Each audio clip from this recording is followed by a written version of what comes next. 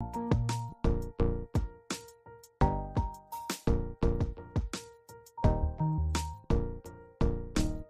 is the unrestricted free agent. The Jimbo Fisher stuff. Were you in the room the other day when he threw? I was. Part of the reason we had so much fun beating Clemson was because we used to talk a lot of shit to them and they couldn't handle it. You feel fine, but your hands are shaking. Coach Spurrier couldn't give a damn. I want to take these athletes and mentor them. Why can't the Gamecocks win at the SEC tournament? So sunny all the time, so hot. Too sunny.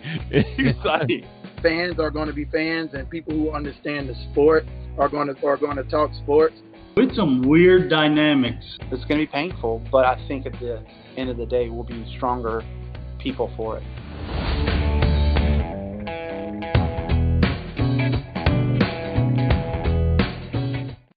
Digits to college football season. What a great way to start a morning, isn't it? 9 days away as I continue to not be a countdown person and yet continue counting down to the college football season at large. And I get it. There's football this weekend. There's Northwestern and Nebraska, and there's football next Thursday and the whole thing. We know what we're counting down to. This is a non-week zero type of show where it makes no sense and everybody knows it. And it looks like you guys are starting off in a good mood this morning as well. Good morning, UFAs. Anthony in first, just a couple of minutes ahead of DC. The race to be number one. Teddy D, Josh, Kirby with a happy Friday Eve. Chris on the Facebook live stream. Morning, fellow Gamecocks. Good morning all to you guys. Good morning to all of you guys, ladies, humans, fellow humans. Welcome. Did you guys watch the third episode, the ESPNU series, Welcome Home, last night, episode 3? Checked it out. I thought it was very similar to the first two. Again, worth watching. Not something that's going to take over the country anytime soon as far as binge viewing. And if you are a Gamecock fan, which that is the target audience, it's kind of odd too with where we are in life that you probably already saw most of what they showed. So weird, right? TV used to be the chance that you got to see stuff. Now it's like hours and hours or days later that you get to see it again. And I'm talking about the specific segments that they showed last night, the why. Remember why you do it, where Shane Beamer took his team up to Williams-Brice Stadium in the upper deck and sort of pointing out where they park over on Rosewood and walking all the way up to the top there, people paying money, and they're the stars of the show and the whole thing. Well, we saw that a long time ago, right, on social media. And then Ryan Brewer addressing the team, the Gamecocks honoring Phil Petty with his family at practice. And this episode was kind of based off the first preseason game, is what they wanted to call it, the scrimmage. Well, that was 10 days ago, right? So if you followed the social media closely, you already saw a large portion of that. Some other segments in there that we saw for the first time last night. Some behind-the-scenes scrimmage stuff. Oh, Woogie Huntley laying a lick on De'Carrion Joyner once. That wasn't pretty. And I think maybe there are a lot of Gamecock fans. Good morning to you, Hope, by the way, weighing in. DC says, I was sleeping. I'll watch it when I get home today. I think that might be the prevailing attitude maybe after watching the first couple episodes, is that you will watch it, but it's not necessarily appointment TV. And I think it makes sense because of just the timing of it and some of the segments that you're already seeing anyway. That's just where we are in 2022, I think, and where media is, or I don't even know what you call this, content, right? Unless you're going like full bore HBO Hard Knocks, which is at the top of the food chain, the best there's ever been from a behind the scenes sports show. I never watched that F1 series. I heard it was really, really good, though. And I think that's coming to golf, or they did a golf version of it as well. And I'm interested in watching that for sure. The QB1 thing, the Spencer Rattler season I just watched not too long ago was pretty fantastic. I'd never watched Last Chance U, but I know a lot of people really like that. But doing that for a major college football team in conjunction with the social media team, the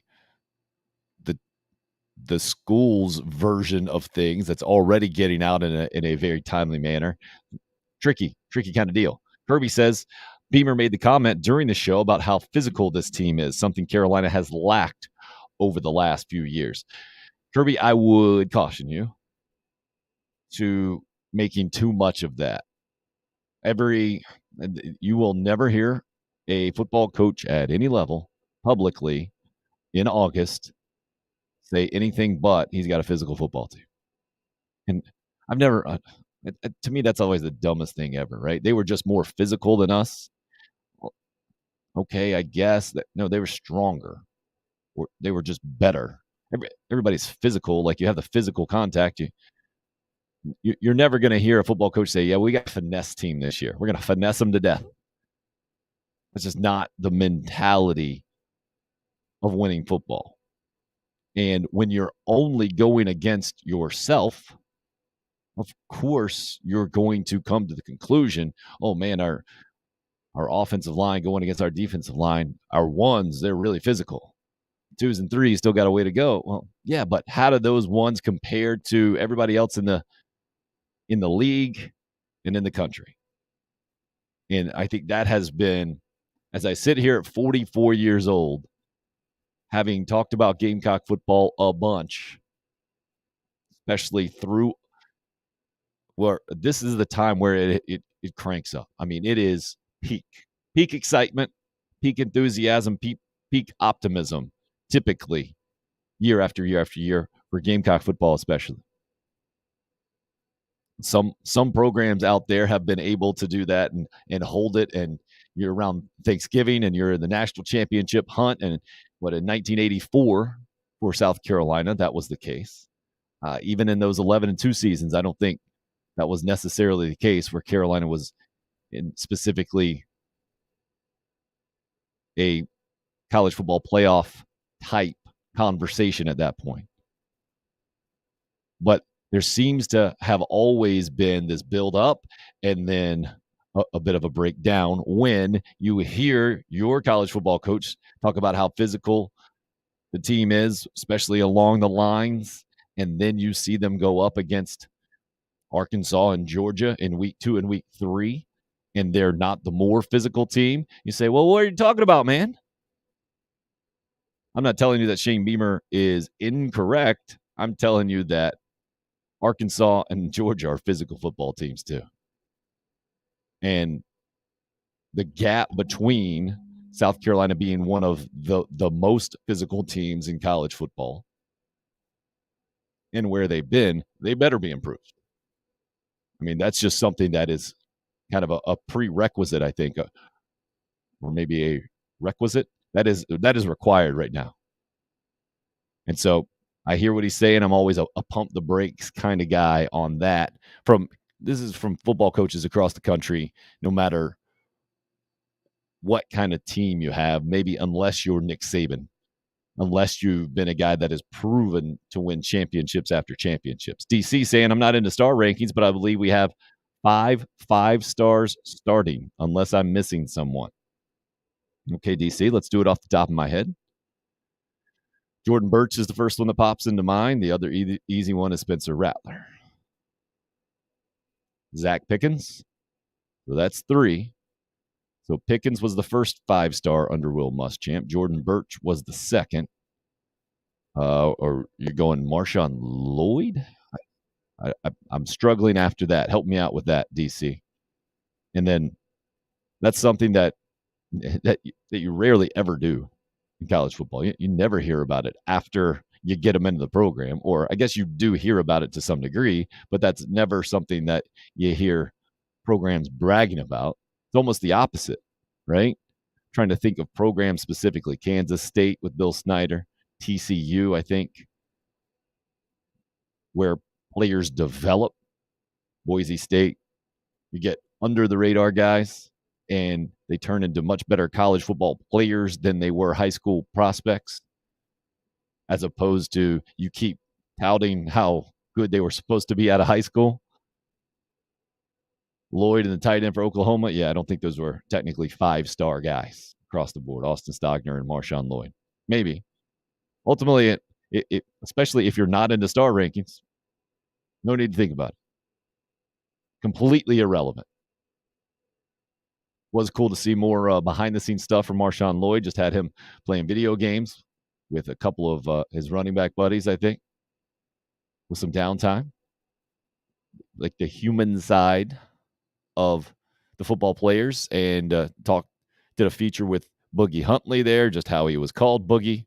Just called that growing up at some point, always stuck, and some teachers didn't even know that his real name's Alex, his mom said. And then taking you behind the scenes for nutrition and the food. Man, how about the food? And that's the thing. If you've never seen that, what you saw last night in episode number 3, and if you haven't seen it, I'm not going to spoil anything. It's just they showed them cooking some stuff up, and this has become a bit of a tradition, a newer tradition where guys will take over, start cooking their own stuff. And then I think they have a bit of a competition, some kind of Iron Chef deal in preseason camp and the whole thing. Well, Marshawn Lloyd was trying to make like some kind of rolls, some kind of sushi rolls or something, and cooking some wings, it looked like. I'm glad I watched it when I watched it after it was relatively later last night. I wasn't hungry otherwise, and that food looked good. They eat well. Nutrition is a big part of major college football these days, but then to see it up close and personal, to sit in the office of Kristen Coggins there, the nutritionist going into year number 6, and her meeting with Juice Wells, the transfer from James Madison, how he's talking about going up a level now, playing at 200 or 205 where he feels fast and quick, but they're trying to figure out exactly what the ideal nutrition plan for him will be through the season to maintain the weight. Maybe put on a pound or two, maybe be a little bit heavier for SEC football. That was pretty cool to see. So again, like it, don't love it. Worth watching, especially if you're a Gamecock football fan. Not worth rearranging your life for, is how I see the Welcome Home series. But certainly you'd rather have it than not. And the fact that the opportunity is out there for people who might have the old cable or even just the ESPN options, right? Might have been flipping around the channels and who knows where, right? These things, not just across the country, but across the world, I think these days. Just been exposed to South Carolina football in that way. I think it's a massive benefit for a football program who continues to try to gain some national relevance. Last night's episode, Hope says, see if we can pop that right in there, the best so far. Why'd you think, Hope? What did you like specifically? Is my question. And Chris says, I keep forgetting about it, LOL. Yep, it's easy to do. I didn't even remember it until about 10 o'clock last night. And I was like, oh yeah, I need to go check that out. And that's the best time to do it, not the live stuff. So a 30-minute program turns into a 22-minute one real quick. Scoot right through those commercials. The only way to watch television these days. For sure. So, again, worth watching. I guess what you're going to give grades, C+, B- somewhere in there. B, maybe a solid B. That's what I'm getting from now 3 of the 5 episodes into the Welcome Home behind the scenes with Gamecock football there. And I mentioned fighting for national relevance. Interesting to me that CBSSports.com, this is always a much better time, I think, to put out preseason predictions. We're single-digit days away, now 9 days away from kickoff, that there have been starting quarterbacks named. There have been some preseason injuries. There have been more developments as opposed to July when you have media days, and they're all guesses anyway. And again, I encourage you to do what just happened to happen to me at my house the other day. My 9 and 7-year-old dug up, the 9-year-old was doing some kind of rearranging in his room and dug up last year's preseason magazine. Preseason Heisman favorite, number 1, Spencer Rattler. Number 2, Sam Howell. Number 3, DJ Uiagalelei. Number 4 was Bryce Young. Just fascinating to read those things, right? We put so much stock into them, or every year, I don't know about you, but I am a fan of reading those suckers this time of year. And a month ago when they came out, or 6 weeks ago, whenever they did, put so much stock into them. How many returning starters, right? What's happened with the transfer portal now? You almost need it to keep track of the rotating roster that is college football. What about recruiting? Okay, how does this team project compared to last year? Where is it trending? Any coaching shifts, assistant coaches, coordinators, that kind of deal? And man, that becomes irrelevant real quick, those guesses, in a lot of ways. And to look back at a year later, look at it back a year later, to go back and look at it a year later. A great reminder every year.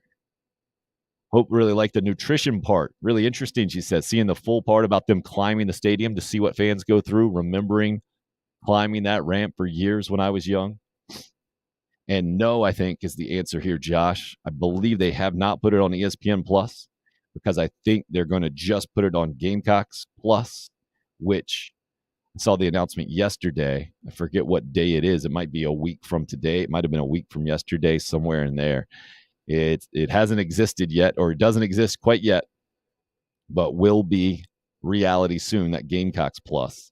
And I'm sure they're putting it there instead of ESPN Plus to make sure to funnel anyone who's not a Gamecock Club member, who won't automatically get that Gamecock Plus subscription. That will be a selling point to pay the $100 to get that, to be entered into the Gamecock Club at the Roost level, I think they said. So that's also been a part of this thing too, right? Being able to find it. DC says the new age of TV. I was trying to explain to my kids the other day how lucky they have it as far as TV goes. It's crazy, isn't it? But I mean, that's just, my parents did that, right? Oh, we used to have 3 channels. I still remember those days. Turning the actual TV, and they thought we were so lucky with the remote control and the color TV, and then forget about it with cable or satellite or whatever. Roger, good morning to you, sir. Great to have you on. Hope says, Josh, I believe it's only shown again on ESPNU. I think she's right on that one, and I believe Friday has been the replay date, the first replay that it's available. Troy says, I get Phil Steele every year.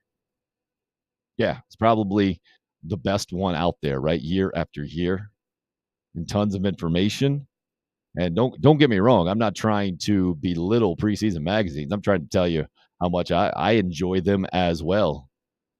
But then it's kind of like TV hot takes, or even social media hot takes, predictions, how little they're held accountable for later on. And CBSSports.com putting out their preseason SEC segment. Gamecocks across the board. Let's see how many of these guys voted. So these are the college football people associated with CBSSports.com. Scrolling down here, 2, 4, 6, 7 of them, including guys that I'll tell you about pretty often. Barrett Sallee is kind of their main guy, and then Dennis Dodd is their main opinion guy. They're both kind of opinion guys. I'd say Sallee covers the SEC specifically, and has for a long time. Why I mentioned some of his work relatively often here. But 7 for 7, all with the same 5, 6, and 7 votes in the SEC East. So to me, that it kind of renders them pretty irrelevant when you're at the bottom 3 in the SEC East, especially this year, where the East is thought to be Georgia and then kind of everybody else. I know the talk around SEC Media Days was 2 through 6, right? But clearly there seems to be a trend at 5 and 6, which is this is how the preseason media poll there at SEC Media Days also worked out, with the Gamecocks at 5, Missouri at 6, Vandy at 7. Florida getting the nod for most, for actually just 2 out of 7 there at 4th. Looks like they got 3 third-place votes and a couple of CBSSports.com experts predicting Florida finish 2nd in the SEC East. Tennessee also getting 2 votes to finish 2nd, and Kentucky getting 3. So just like the SEC media poll there, SEC Media Days, that Kentucky edging out those other 2. And I wanted to get into more of specifics there. With ETV, Roger, you had 4 channels. Impressive. ABC, CBS, NBC, and ETV. See, I had the Fox back in the day. Had to get those rabbit ears pointed just right, though, to get Arsenio Hall at night. Troy says, I remember the first night we got cable TV back in 1979. Stayed up all night watching ESPN, Australian rules, football, rugby, stuff like that. Nice, Troy. Yeah, I lived out in the sticks. We couldn't even get cable. So I had to watch all of ESPN as soon as I went to my grandmother's house. So I remember watching plenty of Australian rules football as well. A lot of, what was it, the ECW wrestling with the Von Erichs was a big deal for me. In the mid-'80s, I guess that was. Whew, that's taking me back. All right, let's get back to present day here. Overrated, most underrated, I think the most interesting part of this CBSSports.com SEC preview. So before I get into some of their opinions, what do you guys think? What do you think in SEC predictions, most overrated and most underrated team? Certainly you're not going to get South Carolina anywhere close to overrated, right? I thought they might sneak in. At least they threw in multiple teams. South Carolina not mentioned. Underrated. Thought that was interesting. Especially now, I'm not trying to be a homer here. I think it's the Spencer Rattler part of the equation that had the Gamecocks talked about as positively from an SEC media standpoint as it did. Maybe because he didn't go to SEC Media Days, maybe because we haven't heard that much from him, that he has not picked up any steam. I feel like that narrative hasn't picked up any steam as we get closer to kickoff. Maybe it's the early schedule as well, right? At Arkansas and then Georgia. These teams that will naturally just seem to be building positive momentum and the narrative that they're going to have a better season than we thought. Likely to be teams that have an easier part of the early schedule, an easier early schedule than some. And the Gamecocks are kind of front-loaded there in that way. Ken's weighing in. Good morning. A good morning. Strong, always bringing the typed energy. Chris says Kentucky over, and of course us as under. Kentucky's overrated. South Carolina's underrated. Okay, that was a popular pick for overrated, it looked like. Actually, I was going to say it was a popular pick. I'm surprised it's not. Kentucky actually an underrated one from Jerry Palm.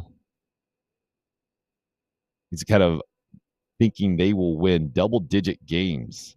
That was his bold prediction, I think. Nope. That was Dennis Dodd says Mark Stoops will win 10 at Kentucky. Then figure out he's hit his ceiling in Lexington and will take the not-so-suddenly open position at Auburn. Those bold predictions are kind of ridiculous, right? I feel like those are hypothetical questions on steroids, making the bold predictions. But I'm surprised. So Kentucky didn't make their list, just 4 teams on the overrated portion of the CBS Sports article. But I'm with you, Chris. They wouldn't be my number one, but just because they're picked to finish second in the East, Kentucky is on my list. I'll go 3 teams overrated. 4 teams, 2 in each division. Let's do that. Kentucky would probably be, let's see, if I'm going to rank them 1 through 4 and who I think is most overrated, as I'm thinking about this in that way, 2 in each division. So I got in the East, okay. And then in the West, definitely number 1. And then I think I go 1, 2 in the West, and then 3, 4. So I would pick, I think I got Kentucky third, my third most overrated team in the SEC right now. And again, I think they're going to be solid. Will Levis, I'm not a believer that he's going to be the difference maker that you can count on week in and week out to get you second place in the SEC East without a playmaker like Wan'Dale Robinson that they had last year, who I thought was that difference maker in a lot of games. You're going to have to show me another guy before I can start believing Kentucky is definitely going to be the runner-up in the East. So I got them as my third most overrated. What about you guys? Any more over or underrated teams out there? I'd pick number 1, by the way, if we're going underrated, Missouri. Completely overlooked, thrown down in 6th. Not that I'm telling you they're going to be world beaters. I just think they're going to be a tougher out for a lot of SEC teams than they get credit for. They don't have much of a media presence. They're way out there. So it's easy to overlook Missouri, but I think Eli Drinkwitz is going to give people fits. I think he's a good fit out there as their coach. And it's not just a guarantee that they're going to finish next to last in the SEC East. I think they get put there in preseason voting because no one really thinks about them. No one really cares from a traditional SEC standpoint. Craig joining us. Morning, Craig.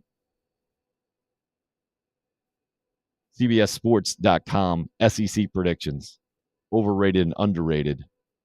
Ooh. Troy hit on one of my teams that I wanted to get into. He says LSU is most underrated. Georgia is most overrated. They lost too much talent to the NFL. Troy, I would think you would be the first person, the best person to understand. Just because you lose a bunch of talent to the NFL, this happened, I think, when Clemson played for the national championship the first time, lost to Alabama, and lost so many guys off their defense.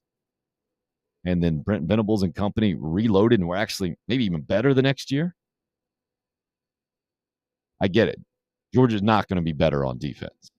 They're not. That was maybe the best college defense we'll see.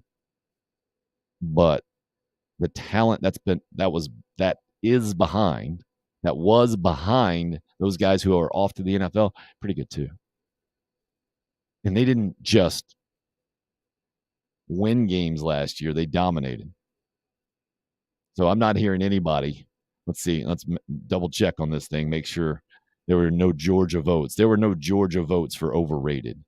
And the fact that they're not even being predicted to win the SEC. I mean, Alabama sits with the best chance to be overrated every single year just because they're ranked number 1. They're predicted to win all the time. No one voted for them, by the way. That was not part of the overrated write-up from CBS. Now, LSU, yeah, no. Troy, this is kind of like LSU after the 2019 season. You're comparing Ed Orgeron and Kirby Smart. You're comparing those programs. Joe Burrow had the best season the college quarterbacks ever had. Those wide receivers, absolutely special. They switched quarterbacks. Their offensive coordinator went to the NFL. Ed Orgeron lost his mind and didn't handle being a national champion very well. Kirby Smart's not that guy. Stetson Bennett's back. Joe Brady, flash in the pan, off to the NFL, does not exist at Georgia. I don't see that happening, man. And I'm going the other way. I'm going that LSU is overrated. You said LSU is underrated. I'm not going to tell you that Georgia's underrated just because everybody's predicting them to get back to the college football playoff. But Brian Kelly coming into LSU and immediately getting them back after everything that's happened, after what I saw last year, I never thought I would see. I mean, just LSU was they were pedestrian. They were an SEC team. Playing in Death Valley at night was just another SEC night game. It was not anywhere close to what it was.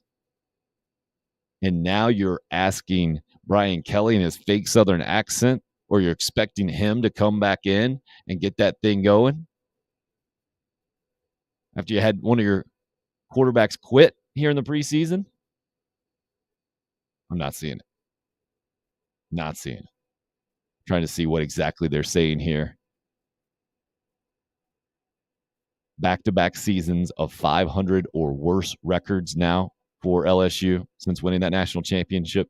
That's the first time it's happened since Jerry DiNardo in 98, 99. If you had Jerry DiNardo on random SEC football coach reference bingo card today, congratulations. Will probably require some patience, Jerry Palm writes, before we see LSU competing for division titles again. Probably. With Alabama in your division? Yeah. And Brian Kelly is not a guy who strikes me as immediately being able to connect and galvanize a fragile culture there. Now, LSU, fragile is probably not the right word, maybe a fragile psyche as opposed to a culture. The LSU football culture is going to be strong forever. It would be a big-time upset, I think, if the LSU slide continues. I think Brian Kelly is going to get them back to respectability this year, but that's it. They'll be respectable, but I don't see them being anywhere close to competing for the SEC West title.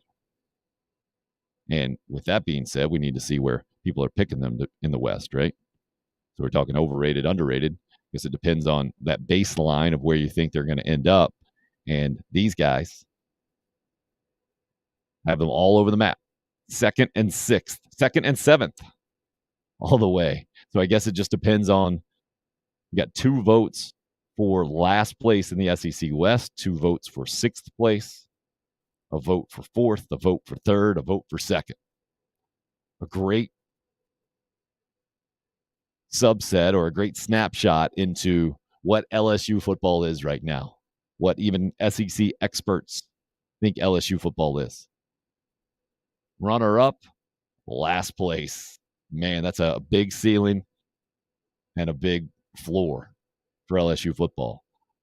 I think they're going to finish much closer to the bottom. I'll go 5th in the SEC West, I think.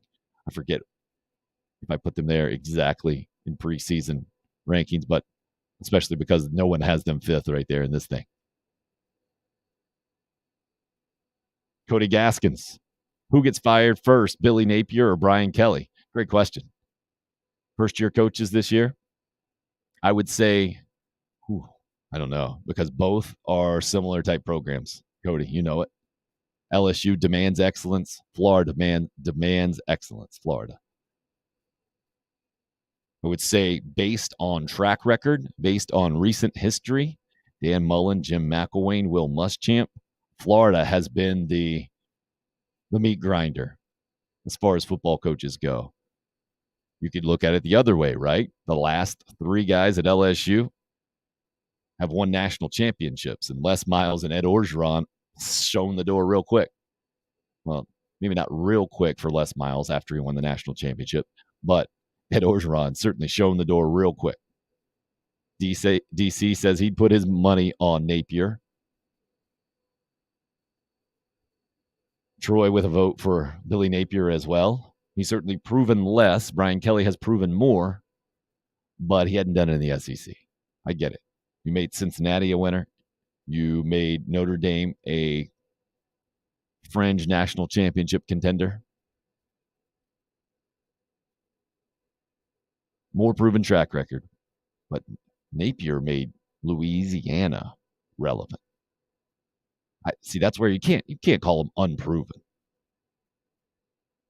And everything that's already been done infrastructure-wise at Florida, you got a $90 million facility now. You got 140 people taking the team picture in staff shirts, right?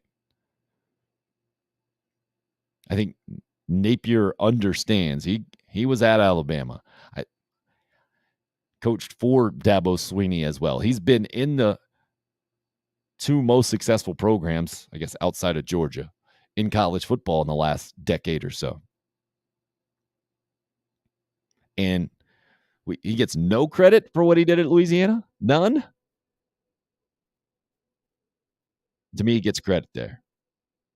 And I've told you guys before, a little surprised that he didn't end up in Brian Kelly's seat. Shocked that Brian Kelly's at LSU.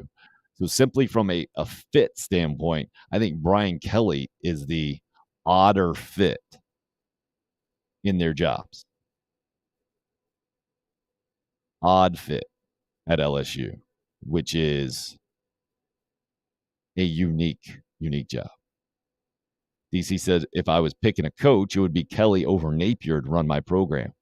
Okay, but that is a hypothetical deal, right? We're talking about fits right now. And I think Billy Napier's a pretty good fit at Florida. Younger guy, really into recruiting. The timing of it with the new facility, being able to upgrade the infrastructure, plenty of resources. The SEC East is down. It's just what it is, right? Who's the second best program in the East? We don't know. Kentucky? Kentucky has to get the nod right now. And that's nuts. I think most of us who've been around SEC football for a long, long time. Teddy D. Love it. Brian Kelly, not fit, really? Have you heard his accent?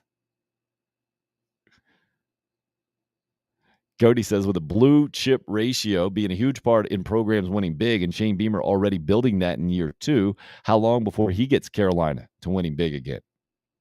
Great question. And it seems definitely headed in the right direction, right? I think we'll learn a lot this year. We learned a lot in year 1.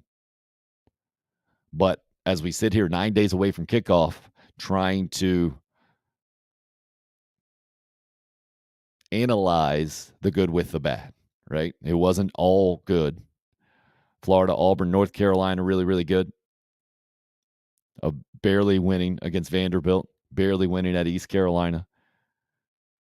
Some uncompetitive games as well in the mix. Great question. And a lot of that will go into recruiting battles. And clearly Billy Napier and Shane Beamer going at it in recruiting. A couple of head-to-head battles here recently between South Carolina and Florida. Josh Heupel, got to give him a bunch of credit. I was thinking about the uncompetitive losses for Carolina at Tennessee was certainly one of them. What he did immediately with that offense, massively impressive. So I think Tennessee right now is very much poised to get back in the mix there to be competitive in the East for that second spot, a lot more so than they were under their previous head coaches. Last 3, I think you could go to, right? Seems that way, but that's just year 1, man. Will Muschamp's a great example. Just because you have early success as a head coach in the SEC doesn't mean you're setting your program up for sustained success. Greg says Stuart Mandel has Texas winning 2 league games this year. Yeah, that's another one. LSU and Texas might be the widest preseason prediction gap. You get people that are high on them and you get people that absolutely unconvinced they're going to be factors in a lot of ways, or thinking they're going to lose a lot of games. Steve Sarkisian, going to be fascinating to see. If you threw Steve Sarkisian into the mix with Brian Kelly and Billy Napier, who's going to be gone from their current job first, I'd give you Sark. I'd take him before Brian Kelly or Billy Napier, because I think both of those guys are, especially the situations they came into, which imploded so badly last year at LSU in Florida. I think they're going to get a little bit more leash than their predecessors. A little bit. You're never going to get a long leash at LSU or Florida football, but I think you got a longer leash than Steve Sarkisian has at Texas, especially with Arch Manning in the mix, especially with name, image, and likeness now, especially coming into the SEC in what I think will be 2024. But thanks for pointing that out, Craig. Great point. So I mentioned I got 4 overrated. The underrated ones right now, I think Mississippi State was the best pick here that I saw. Mississippi State, nobody's really talking about them, right? I mean, it starts with, has any SEC program flown further under the radar? Veteran quarterback, knows Mike Leach's system, and then defense that was a lot better than most people even realize.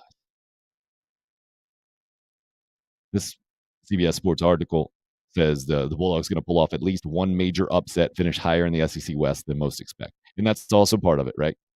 Underrated, overrated. It's about where you're expected to go. Nobody's expecting much, outside of Mississippi State fans, expecting much of Mississippi State. There is a line in there talking about how everybody in the West, they project to go to a bowl game, which I think is really interesting. And I know that is the prevailing thought right now, that the SEC is certainly West heavy. And I think Mississippi State is a good example of that. So the underrated ones, that I agree with Mississippi State for sure. I'm surprised that South Carolina didn't get in there, largely because of Spencer Rattler and the massive question mark that he is, and also because they're only picked to finish 5th in the SEC East. The odds of them ticking up, I think, are pretty good. But then you got Missouri down there too.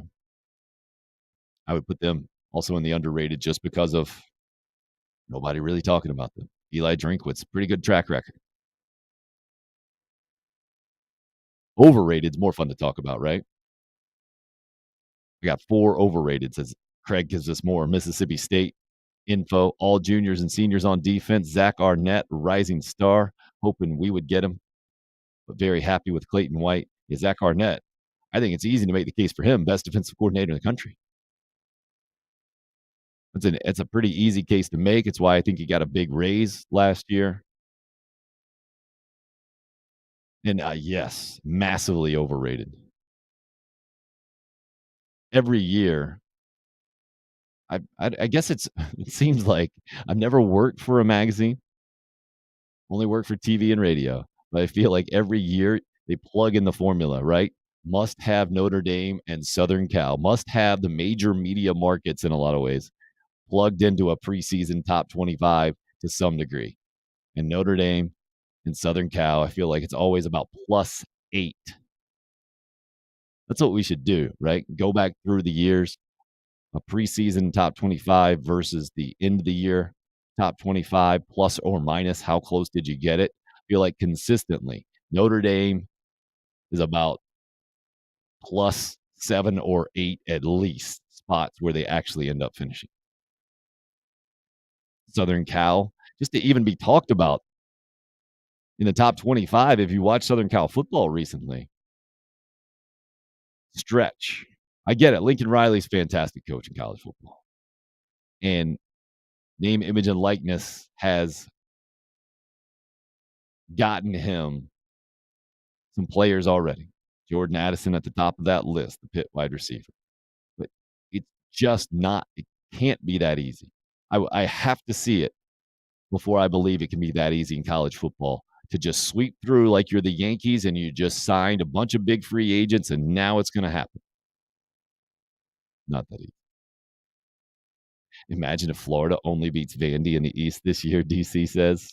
Yeah, that Billy Napier take I gave you about giving a bunch of credit Louisiana will go right out the window. If that happens. Whew. Because, yeah, handling losing in the SEC is also a big part of being a head coach right now. Just the math. You're going to lose your games unless you're Alabama and Georgia right now, it seems like. You're going to lose your fair share. How you handle that is going to be fascinating to see. To me, that's where the fit with Brian Kelly and LSU. Ooh, I don't see that being great. More long-term sustainability, I think, with Napier in Florida. But again, it might be it's a neck and neck question. You feel like, let's see if we go over under 3 years. I might go the under on both of those situations. Napier and Brian Kelly. I wouldn't feel comfortable going the over on both of them. That's for sure. Not with what we saw last year. All right, Craig. I heard yesterday there's not one 4-star offensive lineman in the state of California next year. That's the craziest thing I've ever heard. To me, a lot of this, too, is how many recruiting experts that you have in an area. It certainly has an impact on the stars given. I think we all understand that California is not exactly a college football crazed area like the Southeast is. So I think that has influence in the recruiting rating system in a big way. And Gamecock fans probably know it the best, right? When Gamecock fans traditionally have gotten a guy relatively early in the process, for some reason his rating doesn't necessarily continue to go up like a lot of other tradition-rich programs. Who wins a national championship first? Oh, Cody's just full of questions this morning. Southern Cal, Texas, or Notre Dame? Whew. And Ken's wants to know, do you think Jordan Birch finally has his breakout year? Let's go with that one first. The South Carolina question first about Jordan Birch. Certainly seems poised to. The Gamecocks certainly need him too. I would tell you, physically, he kind of reminds me of Melvin Ingram. And I mean that as a compliment. And I guess you would say that Jordan Birch, much bigger high school prospect, being a 5-star guy, a national name guy. Certainly, those of us in Columbia at the time knew plenty about Jordan Birch playing for Hammond at wide receiver and all over the place, running back a little bit, I think. He was doing it all. So from that standpoint, not like Melvin Ingram, who was a bit under the radar and got a chance to kind of develop into an All-American. Birch being the second straight 5-star guy, second straight year that Will Muschamp got a 5-star guy. I think a lot was placed on him, and he's not Jadeveon Clowney. He's not. He has not been in 2 years. So do I think Birch finally has his breakout year? I don't know, but I completely understand the question and how it's phrased even. It's third year at school. Finally has his breakout year. Well, to be a 5-star guy, you're expected to be the guy. And Clowney kind of became that guy in year number 2 after being a serious contributor in year number 1. Birch, outside of his interception return for a touchdown. Who was that against last year? Someone irrelevant. I forget which game that was. Was that the Eastern Illinois game? The second half? I think it might have been. But outside of that, outside of making some plays on special teams, to me, he has not lived up to expectations through 2 years. I think we got to get to that level. I got to get there in my head before I can even think about a breakout year. I got to see him as a guy who has earned his playing time before I can think of any kind of breakout season. So, no, I don't think so. I think the possibility is there. I understand if you feel like it should happen, but everything I've seen, I don't think that's going to happen. And especially knowing what this Gamecock defense is on paper, it doesn't appear like he's going to be in a bunch of situations where an offense can't feel like they can give him a little extra attention if he's been a problem matchup earlier in the game. You don't have another guy on the other side. Jordan Strawn, I get it. He did a lot of good things at Georgia State, but doesn't seem like to be an all SEC type guy from what I saw last year. Could he be? Sure. Possibility? Absolutely. I'll say this, kids. Jordan Birch needs to have a breakout year, a much better year for South Carolina's defense to be as good as it was, at least as good as it was last year. Let's say that. All right, let's go back to Cody's question. Who wins a national championship for Southern Cal, Texas, or Notre Dame? Ooh, that's a great question. And so just the phrasing of the question means that one of these schools is going to win a national championship soon, and that's probably where I would take exception, right? I wouldn't put money on any of them sniffing the college football playoff in the next 5 years. Marcus Freeman, I like what he's about, and I'd probably put him at the top of the list, but he's the most unproven for sure. Steve Sarkisian can call ball plays. Say a lot of things about Sark. He knows how to score points and put his offense in good position. His ability to lead a program and what Texas has been dumpster fire-wise, leadership-wise, athletic department-wise, that's why I got zero confidence in them winning a national championship. Lincoln Riley, moving over to the Big Ten, how's that going to affect the program? I mean, that's such a strange thing for me to still wrap my brain around, right? Your road trips are going to be massive road trips. There are no routine road trips there. Does that matter? Can that, I mean, maybe that almost galvanizes a team. I don't know.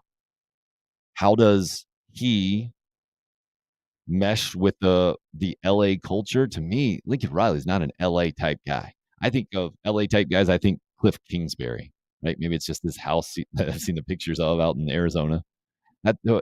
Pete Carroll was a Southern California guy.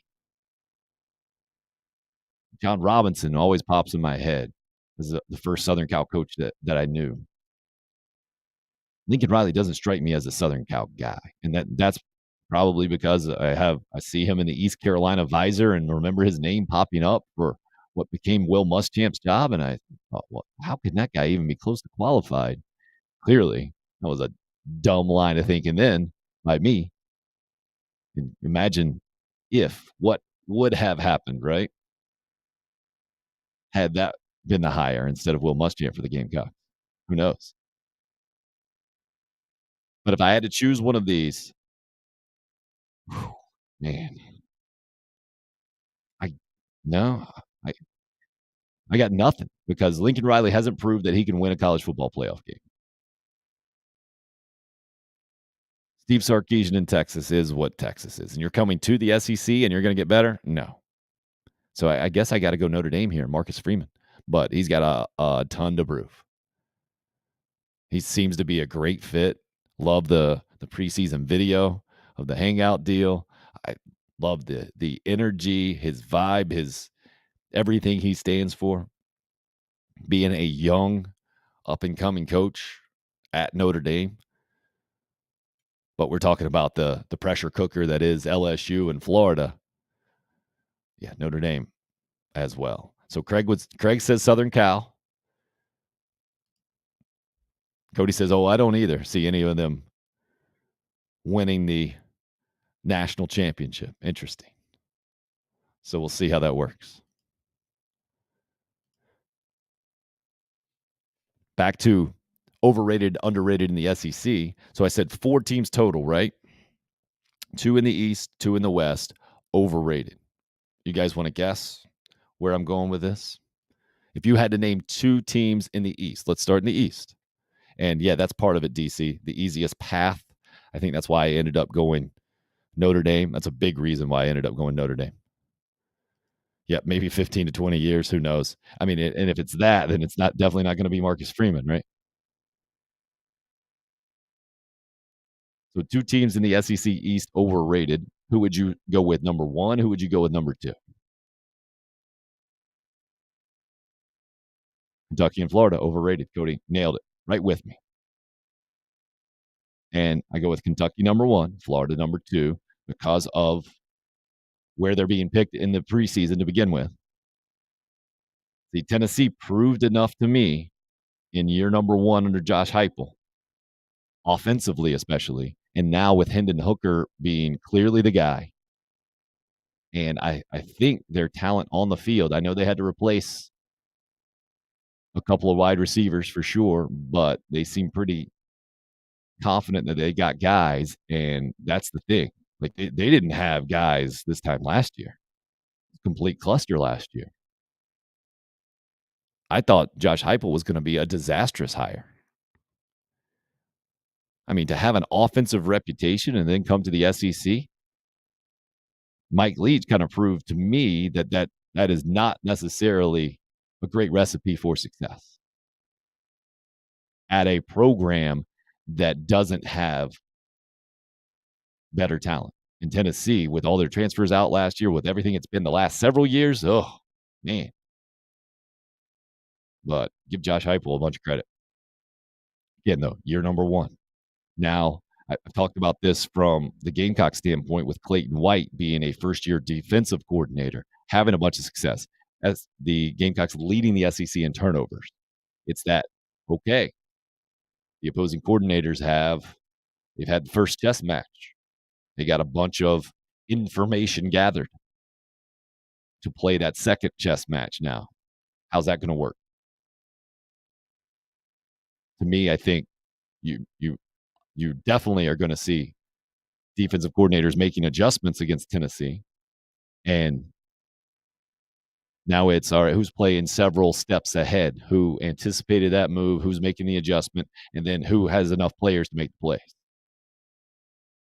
So Kentucky and Florida, you guys are with me. DC's in there on the overrated. The Kentucky part is just simply second in the East, which I don't think anybody is predicting is going to be close to first.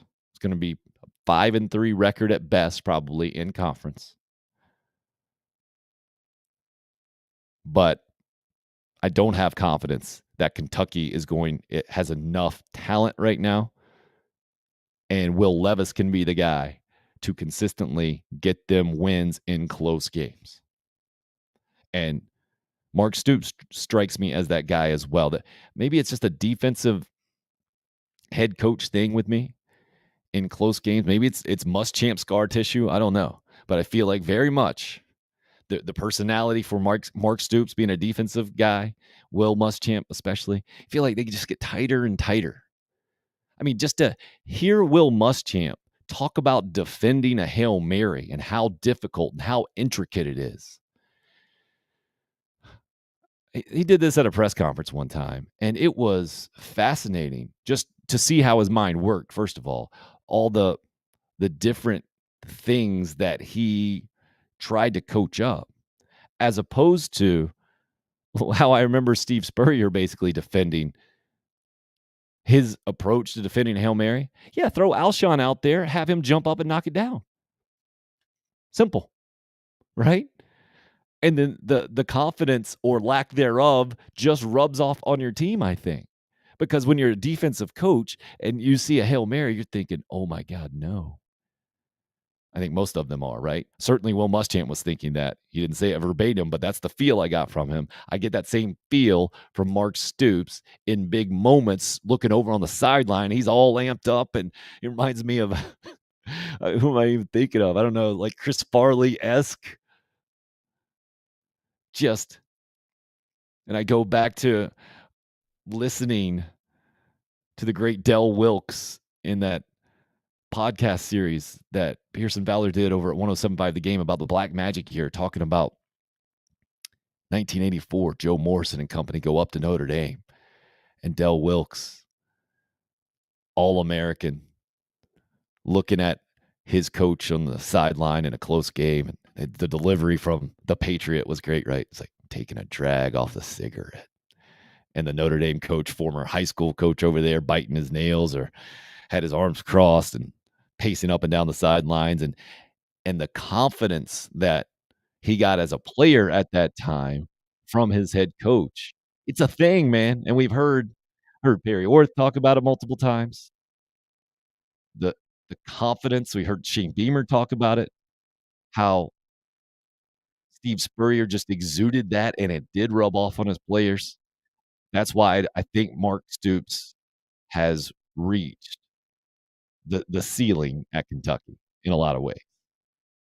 I just don't think that's how he always comes across to me, as just really wound up tight. I mean, and let's be very clear, Nick Saban doesn't come across as Mr. Cool on the sideline, right? You talk about a guy who's wound tight, and he's the best college football coach of all time. It's not close. And he's a defensive guy as well, but he's at Alabama, and his talent is what it is, and he's smart enough, I think, savvy enough to get offensive coordinators and doesn't meddle too much, maybe, or they've won enough to where that confidence is there, seemingly, week in and week out. And yeah, Craig, I'm with you. Kentucky's going to really miss Wan'Dale Robinson. He's a baller, no doubt about it. Roger, what are y'all talking about? Kentucky's a football school. Good stuff. Yeah, Craig. I mean, that's just, look at the numbers last year. Phil Steele, he says, has Tennessee averaging about 45 points a game this year. Their offensive numbers were outstanding. No doubt about it. Jomo lighting a heater on the sidelines. I mean, that's what it was. That's who he was. And makes me wonder if some of that was for effect too. Probably not. I think just who authentically he was. So yeah, Chris, Kentucky overrated, Florida overrated too, because that Billy Napier pressure cooker situation, like we saw it here in Columbia. You get a brand new sparkling facility. I don't think Florida had the same ceremony where the guy who had his name on the building, Ken Long coming and saying, "Yep, now you got no excuses, Billy," like he said to Will Muschamp. Now there's no excuses. Congratulations on your new facility. Hello, SEC football. But it's a similar type situation, no doubt, in Florida. Billy Napier is going to have to, what will make Florida fans satisfied? I don't think anything other than an 8-4 or better season in year one. And man, that's a tall task for a team that just was. We saw it in Columbia. They'd given up. They didn't want to play anymore. They were awful that day. And this was a team that was real close to beating Alabama earlier in the season. So good luck getting a handle on that psychological, just, I don't even know what you call it, ball of yarn, that mess. Good luck with that, Billy Napier. But again, Florida-sized expectations with a new coach, a brand new facility, with the roster they have, without proven playmakers, without a proven quarterback. I get it. Anthony Richardson seems really talented, but so did Felipe Franks, right? Never figured it out. Now it looks like he's going to play tight end in the NFL. Emory Jones, I thought, pretty decent quarterback last year. Never good enough. I mean, and this is having Dan Mullen as your leader, and they just lost it in more ways than one, in a lot of ways. Give him 3 seasons, Chris says. Short leash as usual for Florida coaches, no doubt. We know college football, Cody says, always has a huge upset every season. What will be the season's biggest upset in all of college football? Cody's just very inquisitive over there. We'll get to that in a second. I want to get to the other side of the SEC. Overrated, underrated. Nope, I don't have these, Chris. You got Arkansas and Ole Miss over in the West? I don't see that, man. And a lot of that, too, is based off of preseason predictions. Let's go back to this CBS Sports deal. And wait, first of all, I can pop up the SEC Media Day deals. I think I kept both of them. Yep. So here's how it went at SEC Media Days. Get that other one off of there. Sorry about that. You mentioned Ole Miss and Arkansas. Trying to clear it out for you. Arkansas at third and Ole Miss at fourth. To me, not massive expectations. It's that one above them that I got as overrated. And then I realize LSU's down at fifth, but they're my other one. To completely spoil it and take any kind of drama out of it. But just wanted to pop that up. Now I'm going back to CBSSports.com here where they're predicting. And this is just all 7 of their contributors, so it's not a consensus deal. But Texas A&M, 4 out of the 7 votes for second. The lowest place Texas A&M is predicted to finish in the West is 4th. I'm seeing now.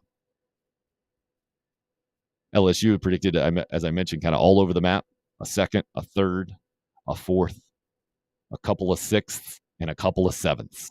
So for those predicting LSU 5th or higher even, I think that is massively overrated. I think they're going to struggle. And Texas A&M, Jimbo's written a big check. And what happened last year was such a step back. And I think that goes into the reaction that we got from Jimbo this year, man. I think he understands they were right there in that COVID season with 10 games, right on the outside of the college football playoff. It looked like they were poised to be there again last year. Now you got to fight your way back up that mountain to get there. I think it's going to be a difficult thing for Texas A&M to do. In the West, there's not an easy out anywhere. And Texas A&M last year, probably because they beat Alabama too. The fact that you can beat Alabama, but you still lose 4 games, that is a massive red flag for me. You can beat Alabama last year, and then you can still lose 4 games. That is the exact opposite of what you want your program to be in so many ways, right? You want that consistency, the lack of the up and down. To me, that's the sign. That's the brilliance of Nick Saban, right? That's where you got to give him and Kirby Smart, Dabo Swinney as well. The consistency, the ability to rise above the unpredictability of college football in a lot of ways, right? Like Cody just mentioned, you always get a huge upset in college football. Well, Texas A&M pulled a big upset last year. And it turned out to be a big upset because they couldn't sustain their success. If Jimbo goes 8-4 or worse, which I believe they will, Cody says, how hot will his seat get after the season? Real hot. Because we've seen it time and time again in college football and maybe in college sports. You don't get as much credit for recruiting big-time players as you do blame for not winning at a championship level. See Les Miles is the prime example for me. And especially at a place like Texas A&M, with the money at Texas A&M in this name, image, and likeness world, in this transfer portal world. He's already gotten his national championship trophy there at Texas A&M, fill in the blank. So you know what they're expecting. And it ain't 4 losses, especially after you beat Alabama last year. And you don't have a guy at quarterback that's proven to me that he's going to be the difference maker. I mean, Texas A&M is the best example of having a difference maker at quarterback and still not having enough to challenge for SEC championships with Johnny Football back in the day. Arkansas, another vote for overrated from DC. Now, see, this is where I think Arkansas might be the opposite of Texas A&M. I don't think their ceiling is as high, right? They haven't beaten Alabama. I don't think Sam Pittman has as much coaching ability in a matchup to outcoach a Nick Saban. But I think his program and the fit that he has at Arkansas is on a much more solid foundation and clearly is rising. But it's not the wave. It's not the extreme ups and downs. It seems to me have been a gradual rise. So the question for me with Arkansas is, number one, can KJ Jefferson stay healthy? Massive question. So if he goes down, I'm with you guys on being overrated, especially knowing they're predicted pretty much third in the league across the board. And some people have them as a dark horse national championship contender, college football playoff like contender. But when you have a quarterback in 2022 who runs the football as much as KJ Jefferson runs, number one concern for me, injuries. I mean, Jefferson's massive, don't get me wrong. But I think massively important to Arkansas as well. But the rest of that program and culture, I think, has just, they're so appreciative of what Sam Pittman has done, getting them back to relevancy. I think the losing streak got to 19 games in the SEC with Chad Morris. 19 straight SEC losses and now being talked about as a top 10 like team. Yeah, so I understand like those elements can create being massively overrated. And I think one injury away a lot of times to a very important player in KJ Jefferson. But on the other side of that thing, there's some people predicting him Heisman Trophy-like season. Is Auburn the most irrelevant team in the SEC? No one is talking about them. Craig, in Alabama, certainly people are talking about them. They played themselves into irrelevance last year. Brian Harson's situation in the offseason, anything but irrelevant, right? Where his own program is trying to cannibalize their head coach. I like their narrative they have going now. Like, everybody came at us and we're still here and we didn't leave. And knowing that they're not far off, you get a chip on your shoulder like that, and you regain your confidence with a big win or two early on in the season, you can rewrite that narrative real quick. But is TJ Finley going to be your guy? I think Bigsby can't do it all by himself. And I don't think there are any believers outside of that locker room, maybe, or half of that locker room, however many it is, of Brian Harsin being any kind of close long-term solution for Auburn right now.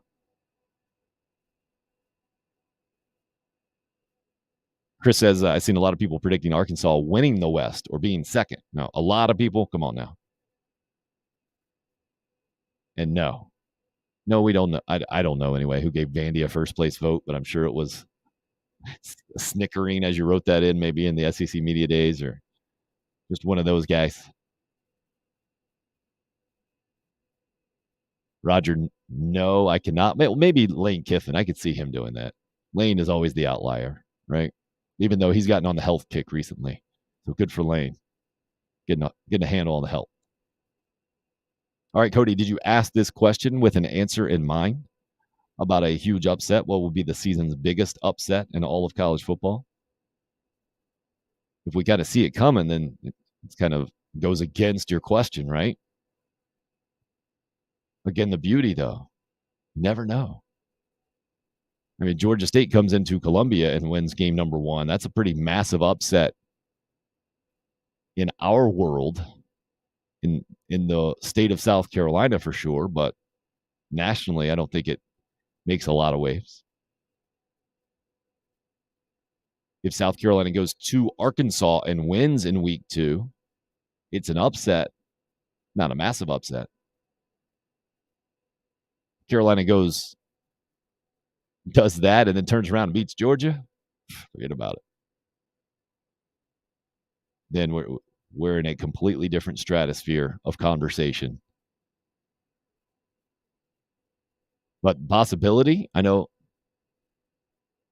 Takeo Spikes got pumped up and predicted South Carolina to beat Georgia in week 3 at SEC Media Days. That would be the biggest upset in all of college football, I think, in a lot of ways. But, I mean, we just saw it a few years ago, right? We know it can happen. Crazy as it was.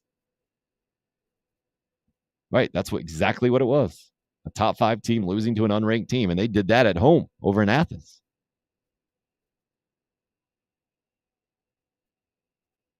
So I think, to me, the more interesting question is what top 5 team in the preseason right now will lose first? Steven says South Carolina needs to beat Georgia so SEC Shorts can do another skit. LOL. Well, that is probably the most sure bet I have for college football season 2022. No matter what happens in the SEC Shorts will be entertaining, and they'll nail it. Very likely to happen and be that big an upset, Cody says. South Carolina beating Georgia is very likely to happen. Wow. Yeah, if Oregon came across the country and beat Georgia to start the season, yeah. Jason, Furman over Clemson, now that would be an upset. Yes, it would, sir. So let's go. I'm going to look preseason top 5, and we all know the usual suspects, right? Ohio State, Alabama, Georgia, Clemson. Let's see. I'll confirm here. And then maybe we can go through the early part of their schedules and see if there's anything that pops out to you. But again, it doesn't necessarily have to be a top 5 team. It can be a top 10 team. And we can buy right in to those storylines, right? And see, especially if it's at the smaller schools, the upset-minded schools, home field. And so we got Notre Dame added to that list of the other 4 teams that I mentioned. Top 5 right now, Michigan, number 6 in the coaches poll. Texas A&M, number 6 in the AP poll. Utah at 7. So what about that? What if we go there? Utah starts the season at Florida. 30 minutes before the Gamecocks kick off the season on September 3rd against Georgia State. I mean, well, I don't even know what that line is. Let's guess. What would be the line? The fact that Utah is favored at Florida is fascinating, right? Let's see. I'm going to guess it's not double digits, though. I'm going to guess it's 8.5, 9. As I'm looking at it right now, I'm going to see if I can get the line on that thing. Spread, oh, wow, only 2.5. Utah's favored by 2.5 points as a top 10 team at a team that finished, where did Florida finish last year in the SEC East? 6th. Their national ranking is almost higher than the divisional finish that the team they played against had last year. Roger says, the media loves Sam Pittman. Sometimes that can lend itself to being overrated. We shall see. It's true, but I would say it's not just media. I think anybody who comes across Sam Pittman says, man, I like that guy. He's likable. Yeah, Texas beats Alabama. East Carolina beating North Carolina State week 1 would be a huge upset. Absolutely. Or North Carolina State. Have you guys paid attention to what they're talking about there? Their quarterback, Devin Leary, they really I'm seeing what I see. I saw yesterday. I think he's going to have a better year than Phillip Rivers. Going to be better than Phillip Rivers at NC State. They're talking it up, man. So you got the potential there with just Utah sitting at number 7 in the country. I think toughest, definitely smallest spread, right? Only 2.5-point favorite at Florida. And how about that? You're talking about a chance to immediately ingratiate yourself to your new fan base. That's where Billy Napier sits, right? And then let's see what Florida's got after that. Just to check out their early season here. Remember, Florida's coming off of giving up 52 points a couple of games ago to Samford. That was the game after they gave up 40 to a South Carolina team that had mediocre offense. Is that a kind way to put it last year for the Gamecocks?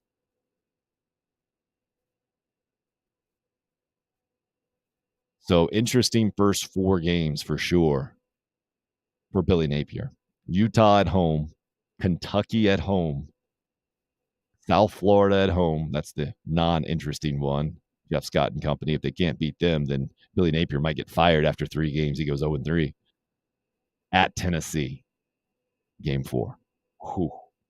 That's a fun first 4 games. Hello, Billy Napier. We're going to figure out a lot about Florida quickly. First 4 games. Utah, Kentucky, South Florida at home. All of those at Tennessee. So I'm glad he ended up asking that question, because now it's starting to feel more real to me as I look at schedules, as we try to predict these suckers.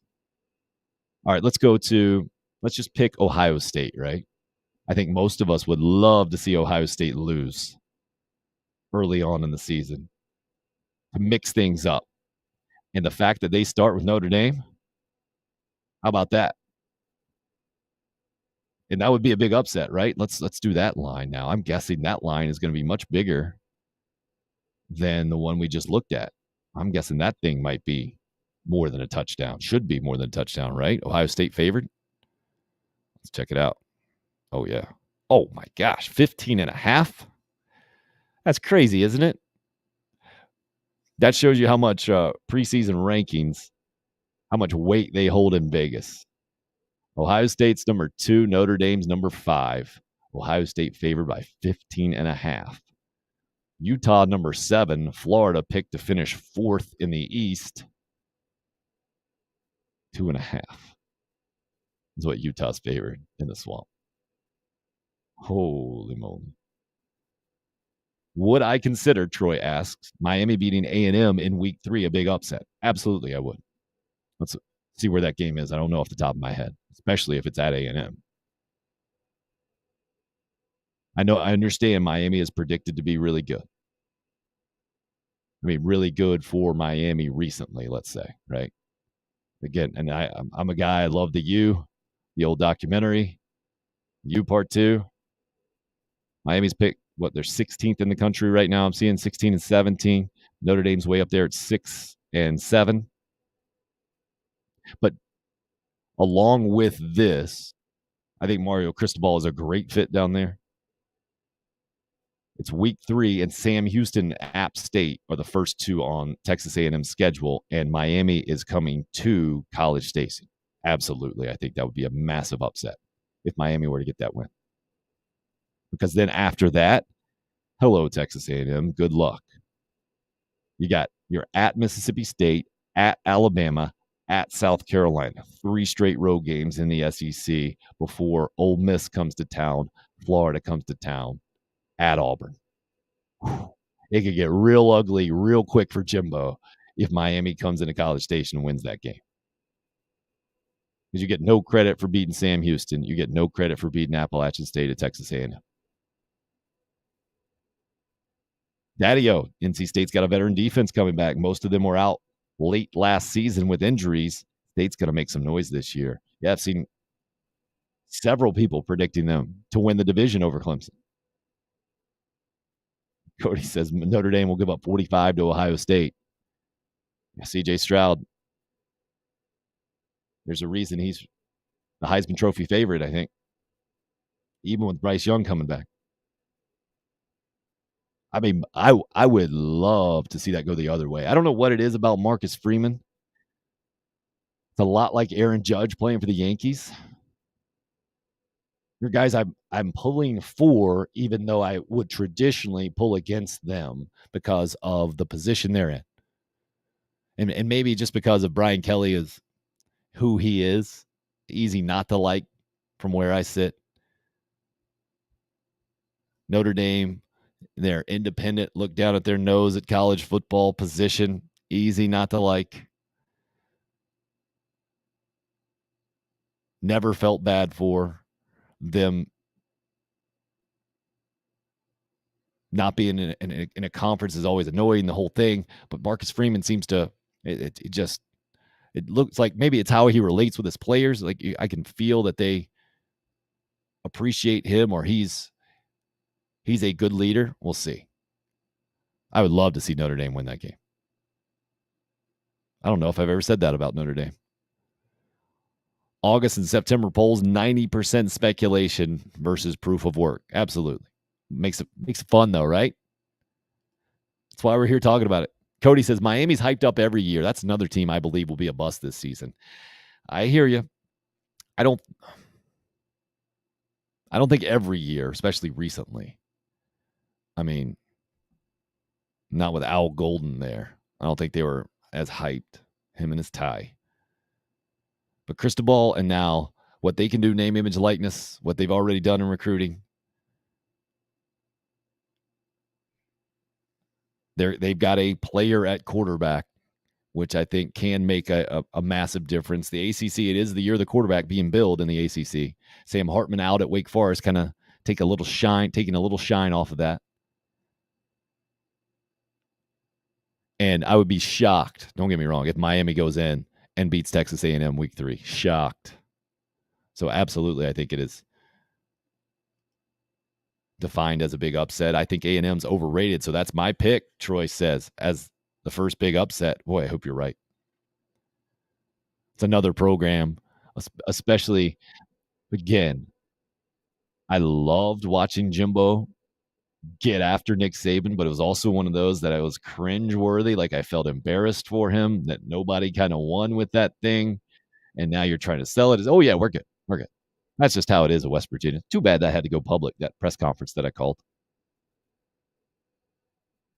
I mean, how can you not love Jimbo Fisher losing right now after that? While still raising your fist and saying, good, go after Nick Saban. I think they're both kind of up there. I'd take Florida over Utah. Okay, Chris. Well, you only get 2.5 points. You get 2.5 points right now in Vegas. Do it.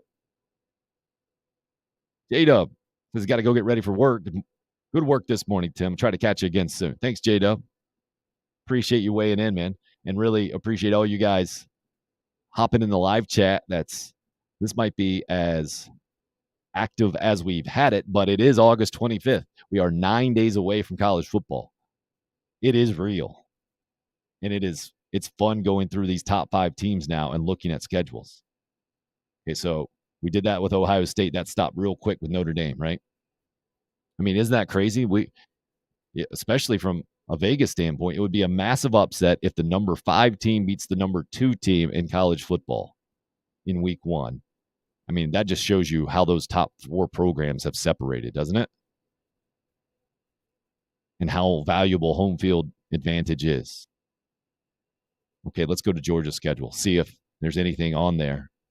And you know what it's going to be. Oregon, game 1, 3:30, September 3rd. Oregon's ranked 11th in the country. I haven't looked at that line either. I'm guaranteeing it's double digits, though. It's got to be right around. I would think it'd be a little less just because the Georgia offense, I don't think, is nationally respected like the Ohio State offense. I'm going to go just under 14 points, 13.5 here. Let's see what we got. Oh, no, 17.5. Way wrong. Wow. I would have to take 17.5 with Oregon right now. 17.5 is a lot of points. Georgia's good. Don't get me wrong. 17.5, though, man. Wow, so that would qualify certainly as another massive upset in college football, even though it's an 11 versus 2 game. Crazy, man. 11 versus 3 game. But then things really, you look at this Georgia schedule. There is not a ranked team on there until the second to last game of the year, and that's Kentucky. This Georgia schedule on paper right now has to be the easiest one they've ever had since South Carolina came to the SEC, I would think. For sure. In kind of my lifetime following Georgia. And that's with the non-conference game against Oregon. Because their SEC West slate, Mississippi State, and Auburn. Wow. Georgia Tech being as down as they've ever been. Florida being where it is, Tennessee being where it is, South Carolina nationally where it is, Missouri, Kent State, and Samford are the other non-conference games. Are you kidding me? I mean, I think Clemson fans look at this thing and say that's an easy schedule. And that's something, isn't it? I'm trying to think. Yeah, their most difficult game on paper right here is at Kentucky. I'd say at South Carolina is probably number 2. It's certainly their at Mississippi State is their only other. At Missouri, those are their road games. Wow. So I would say Georgia is the safest top 5 team right now from avoiding upset. So let's check out Clemson's schedule, shall we?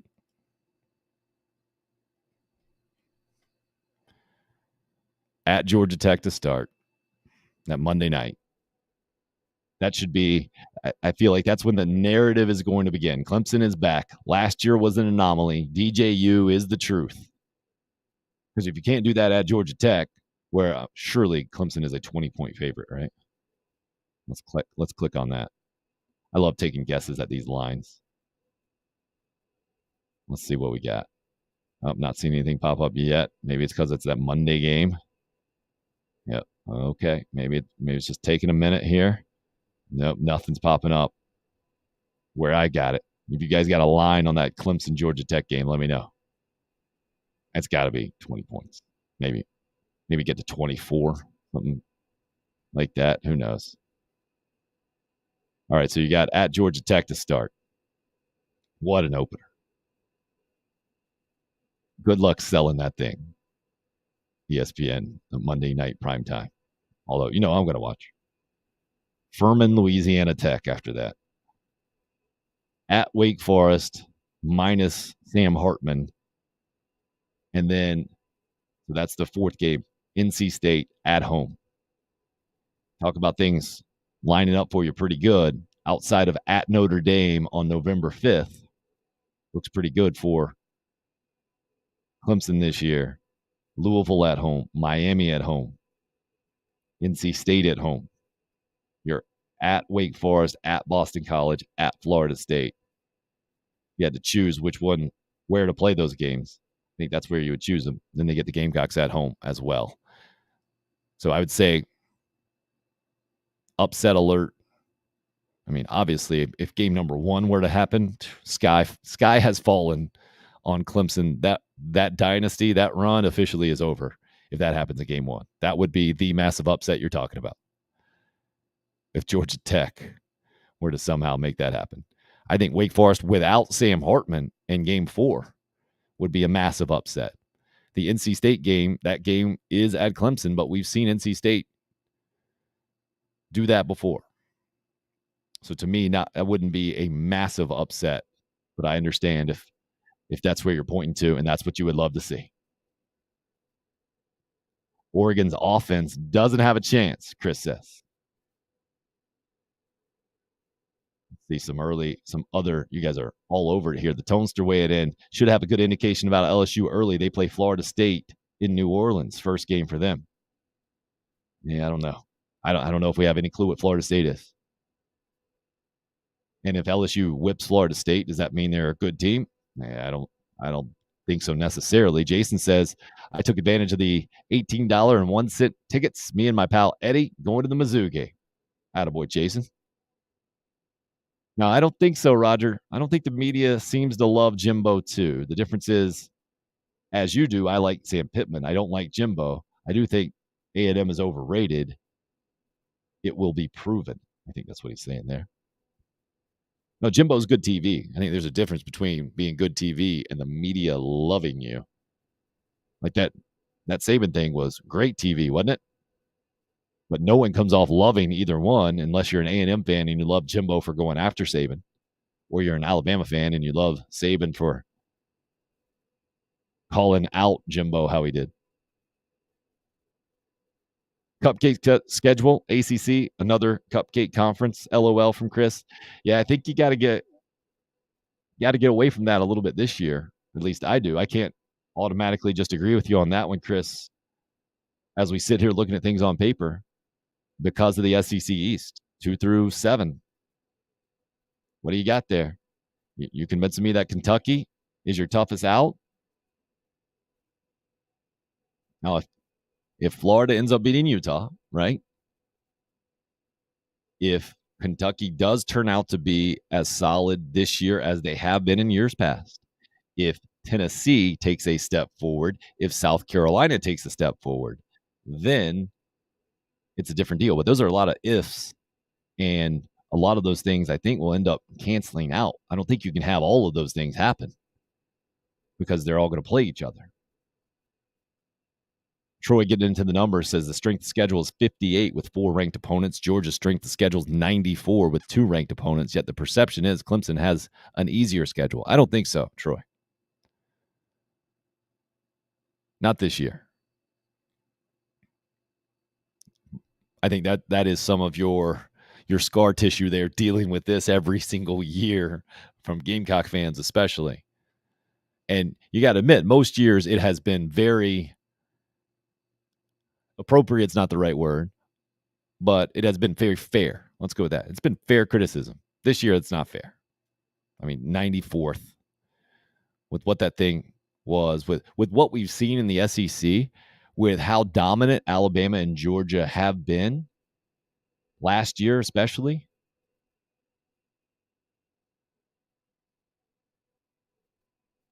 Not sure what the first part of this is from D.C. Local Raleigh crew, maybe, claiming NC State has the best quarterback in the ACC. Well, he's got an argument.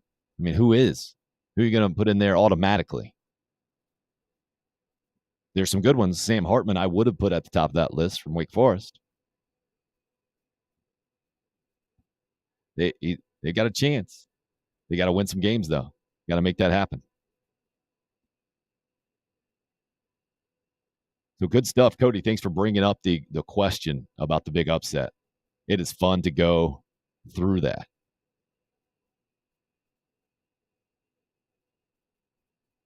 I find it very interesting that the 7 guys at CBSSports.com, none of them thought South Carolina was going to finish outside of 5th, and none of them thought Missouri would finish outside of 6th and Vandy 7th. Feel like that's how kind of irrelevant right now the bottom of the SEC East is. And Missouri and South Carolina, Vandy for that matter, they're going to have to win more games to make people think otherwise. And that goes to specific comments we heard from Marcus Satterfield yesterday, weekly press conference.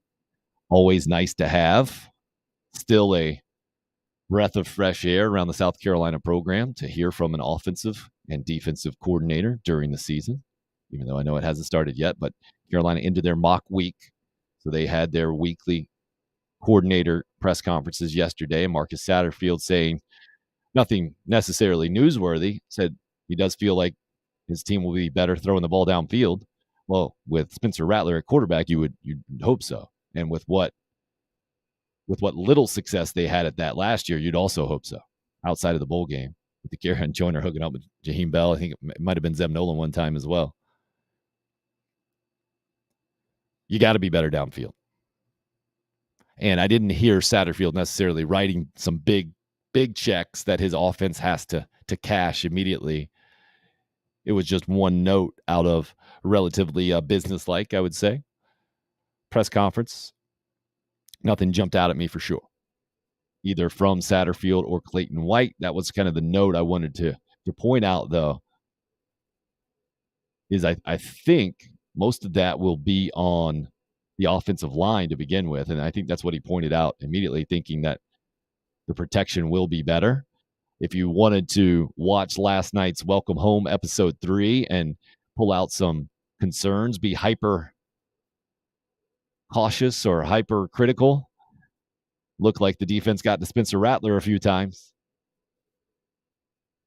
And South Carolina's defense wasn't known as one that was particularly good at getting the quarterback.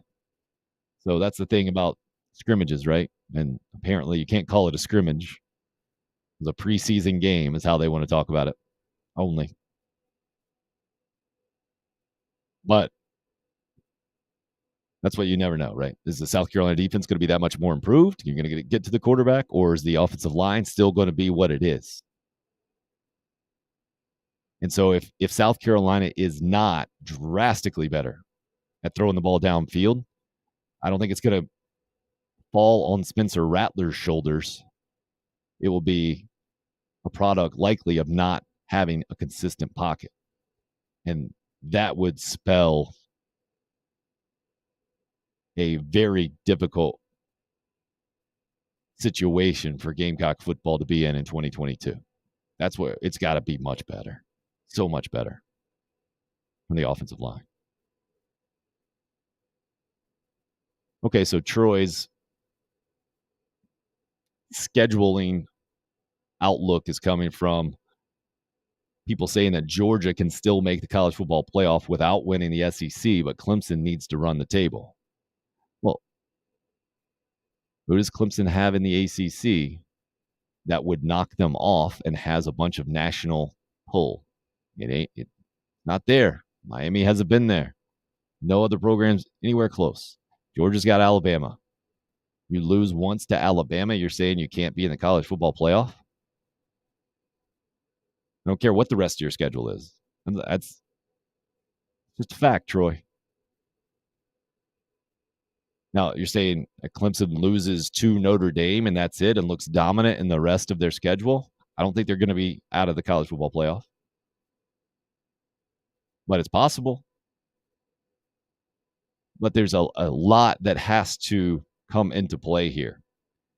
There is the chance, and if we were to go maybe national headlines, I would say there is a solid percentage chance right now that the ACC is overrated as a conference going into the season. That we love talking about quarterbacks as college football fans. And the fact that the ACC has recognizable names with proven production coming back, I think has bolstered some national reputations. Guess what? Those teams better be solid in other places, or it will get exposed, and we'll learn about it real quickly. And then the reputation can change, and that strength of schedule might change a bunch, right? If those SEC East programs do what I mentioned, if Florida knocks off Utah to start the season, if Tennessee's Hendon Hooker looks like a Heisman Trophy candidate, takes that next step, South Carolina knocks off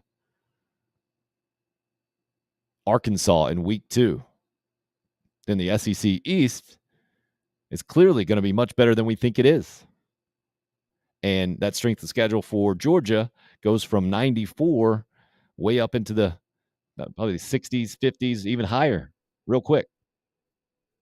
And if some of these ACC teams that are getting preseason love, Miami's a great example. If they go to Texas A&M and get beat 65-0, if Wake Forest without Sam Hartman is clearly not even close to what they've been the last few years, which has been a really good college football team. Troy, I'm not surprised to hear that you don't agree. You think both Clemson and Georgia could get into the college football playoff with one loss. So many other variables, though, right?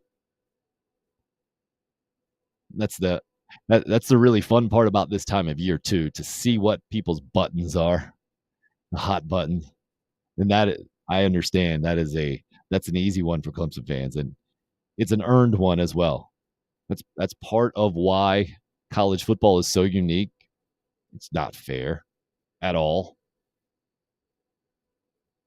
Not fair at all.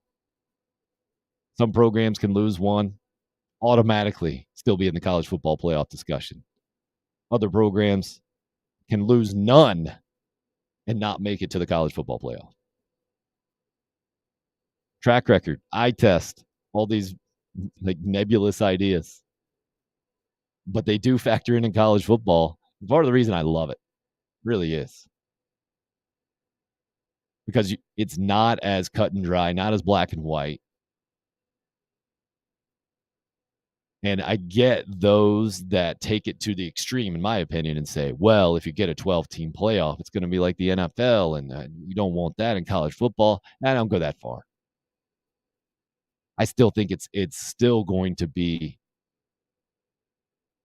the massively entertaining entity that it is in college football, even when you change things. Even how the college football playoff has changed things. I don't buy those. I saw a headline the other day that the college football playoff has sucked the fun out of college football.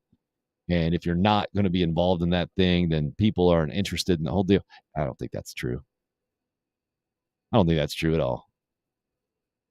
It's not true from where I sit, anyway. If you got on social media in the last 48 hours and saw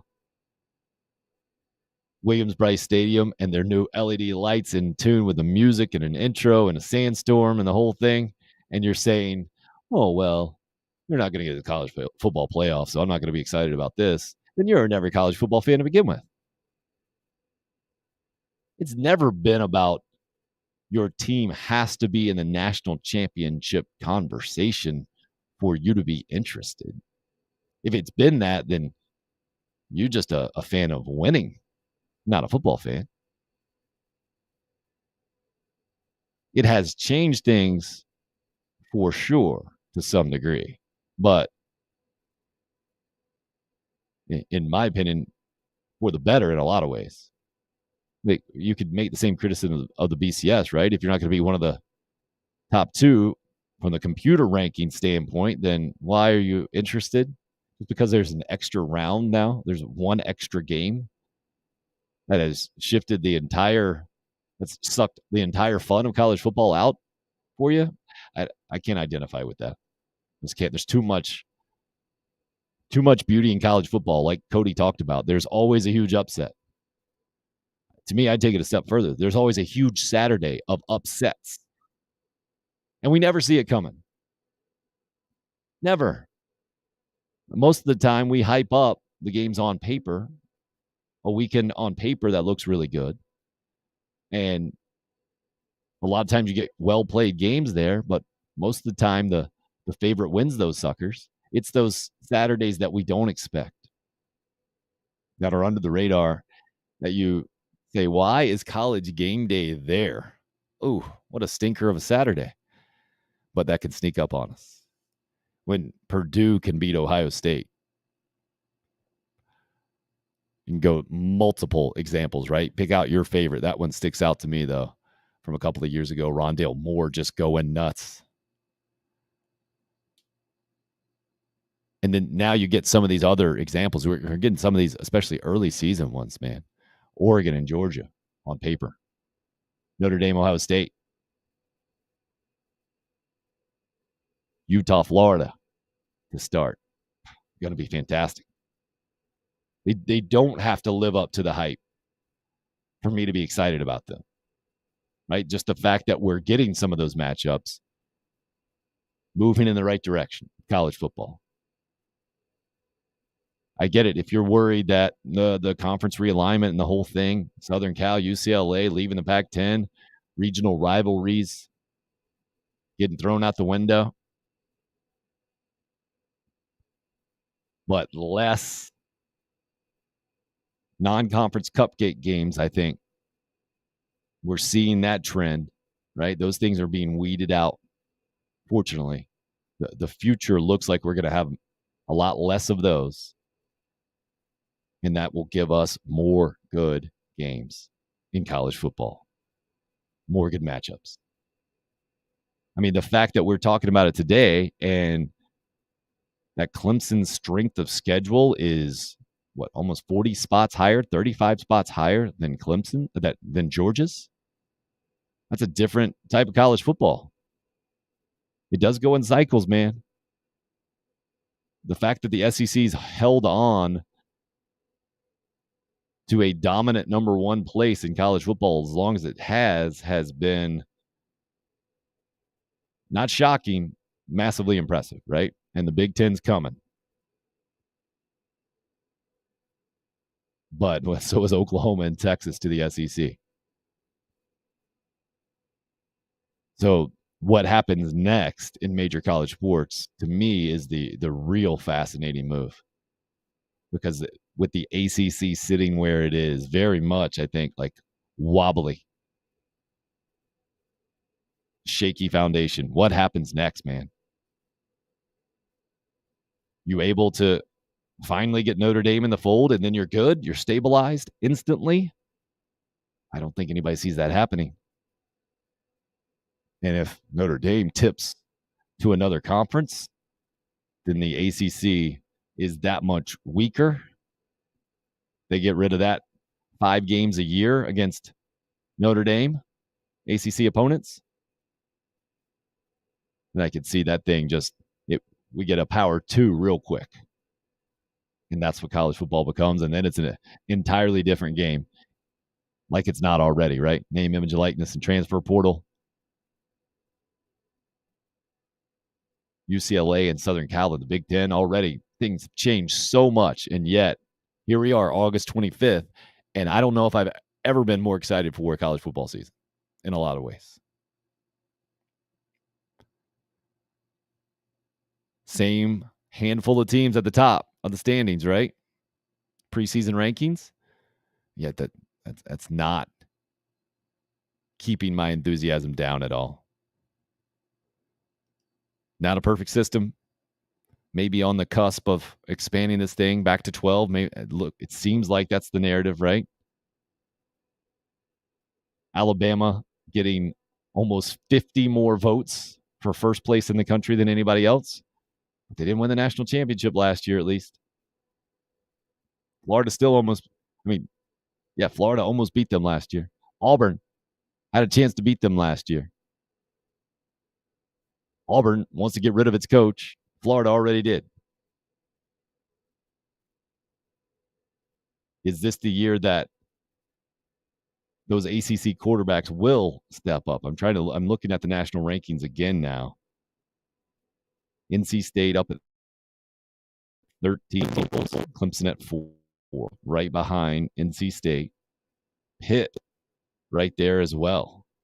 Without Kenny Pickett, without Jordan Addison. That's going to be fascinating. You got West Virginia, the backyard brawl coming up 1 week from today. We'll learn a lot about the early ACC hype in that game. It's still hard for me to even think of Pitt as an ACC team, by the way. Then you go down at the bottom of the top 25. All of those programs are fascinating, right? Kentucky, Cincinnati in the college football playoff last year. Wake Forest with an injured quarterback. Houston getting some love. Ole Miss in there. Are they going to be any kind of contender in the West? You got BYU sneaking in the AP poll. What about Tennessee? Tennessee's on the cusp of both polls being in the top 25. Penn State. Surprised to see them down as much as they are. How will that last? James Franklin's using that as the carrot for sure right now. Oh, national storylines all over the place. Love it.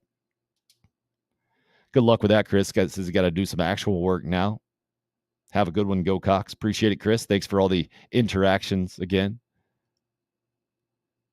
lighten up the live chat line. Wanted to mention today before we get out of here.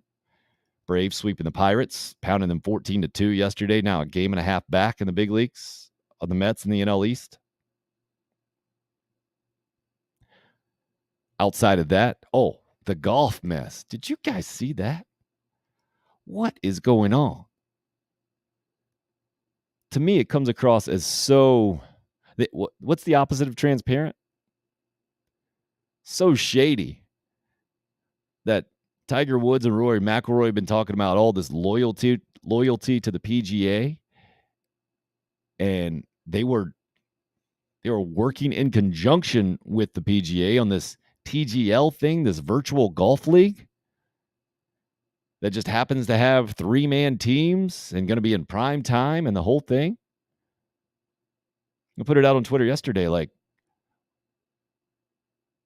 I guess you could not have told us this was in the works, that you were trying to keep it hush-hush or something. I assume that's the timeline of this thing. While the Live Series was happening and everything was going on, public messaging standpoint, the PGA was saying we're the righteous good guys here, and the Live Series, those guys are terrible. All about money, and it's not even clean money and the whole thing.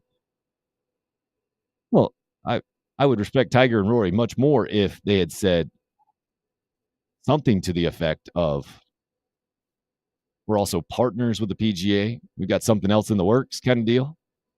And this just comes out all of a sudden. And then also the PGA, it looks like they're going to make sweeping reforms that will be good for players. That basically is what Phil Mickelson has called for years. They're upping purses. I think it's going to be 20 events now, or 15 events with the top 20 players involved, something like that. That even if you miss a cut, you're going to get, I think, $5,000 for travel expenses. All these things that players have felt like the PGA Tour was taking advantage of them through the years. Now, all of a sudden, with the Live Series, an option, it looks like the PGA Tour is going to cave and give these things to the players to make sure they don't jump over to the Live Series, which I hear also that the PGA is trying to get the contracts that golfers have signed with the Live Series. They're trying to get the details of that released in court. What a mess. What an absolute mess. Primetime virtual type golf with teams. I don't know if there's ever been a more 2022 sentence than that. Good luck with that. When I saw that news yesterday, it made my brain hurt. Roger says, interesting show. I think we are in store for an interesting season. Almost there. Have a great Thursday, folks.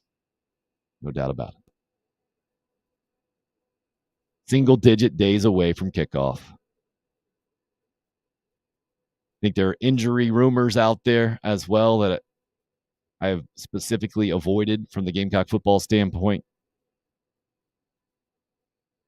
You know it's getting close to the season if there are rumors flying all over the place.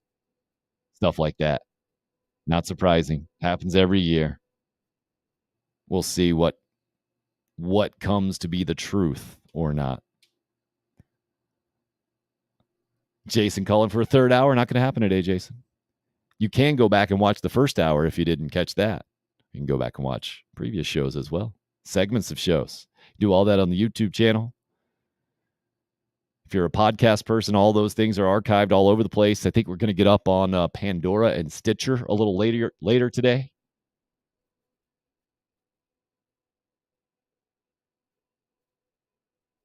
See Roger taking a shot at Jason, getting nothing done, but would love it. Thanks, Roger. Thank you guys again, as always, for the participation. Man, it's fun to talk football, and it's only becoming more and more interesting as we get closer and closer. Who knows what we'll get into tomorrow? Friday program. Be 8 days away. 1 day away from Northwestern and Nebraska. We're a week away from the backyard brawl in Pittsburgh and West Virginia. I'm like rubbing my hands together as I'm talking about this, getting excited about it. Did want to leave you guys with a message about one of the sponsors of the show, Freedom Primary Care. who I trust to take care of my family. And a big part of the reason, not just that they care for my family, it's right there in the name, right? It's the freedom to choose exactly how they care for my family. Up in Fort Mill, but they have plenty of telemedicine options for you as well. So I recommend you give them a call at 803-627-2447. Responsible to you, not responsible for you. Never thought we'd be here in this situation where the freedom to make your own medical choices is a reason to choose a certain group to care for your family, but that's where we are. It's 2022. Apparently, we're paying for student debt, or that's the plan. What a world, right? Well, Freedom Primary Care respects your freedom. They value that. They celebrate the freedom to make your own choices. There will be no pressure. They will give you options no matter which route of care you choose. More naturally minded, more traditionally minded. They're there to help you, to give you all those facts and options, and then you go from there. Freedom Primary Care, up in Fort Mill again, 803-627-2447. Plenty of options for you no matter where you are on your journey there. I appreciate them supporting the program. Appreciate you guys supporting it as well. And today's been fun. Go Vikings is how we're getting us out on Jason. Okay. Go Vikings, according to Jason. We'll see you back here for the August 26th edition tomorrow. That'll do it for 8/25/22. Tim Hill, unrestricted free agent.